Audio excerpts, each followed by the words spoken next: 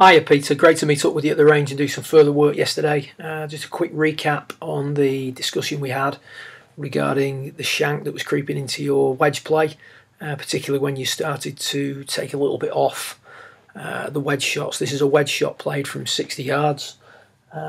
Shank can be a debilitating problem for a golfer. Doesn't necessarily need to be, as we discussed yesterday. It's quite a simple shot to fix. But you do need an understanding of why you shank the golf ball.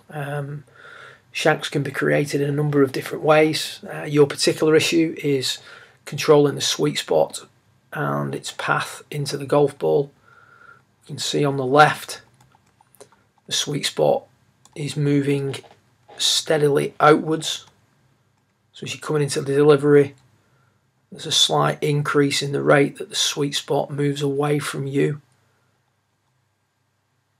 The club gets onto the target line on the left much quicker. You can see how it's obscuring the ball at that point.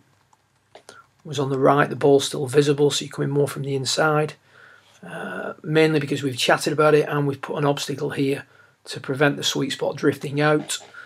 As the shot then continues, or the swing then continues, you can see that the club moves further out on the left now. The neck of the club is almost adjacent to the golf ball. There's only one thing that's going to happen from there.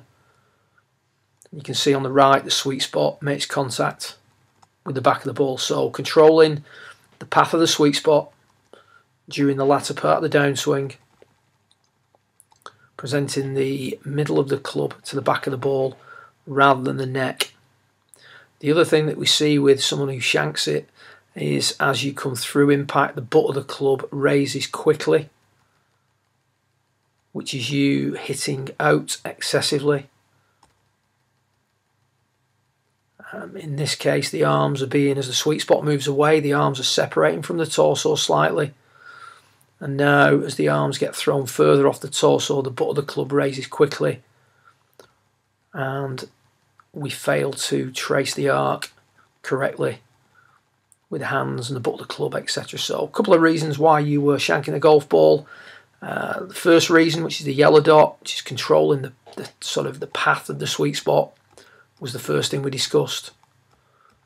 Then what we noticed was, as we started to back off on the distance, we started to decelerate a little bit, and that would tend to lead to our rotation stopping. Our shoulders would be a little bit too square, the head would lift a little bit, and the butt of the club would raise quite dramatically through the hit. It's not a big change. It's not a massive difference between a shot that was dispatched directly to the target and one that was shanked 40 degrees to the right. You can see the ball exiting the studio there. It doesn't have to be a large difference.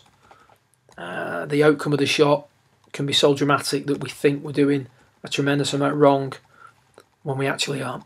Good luck with it, and I look forward to working with you again in the coming weeks.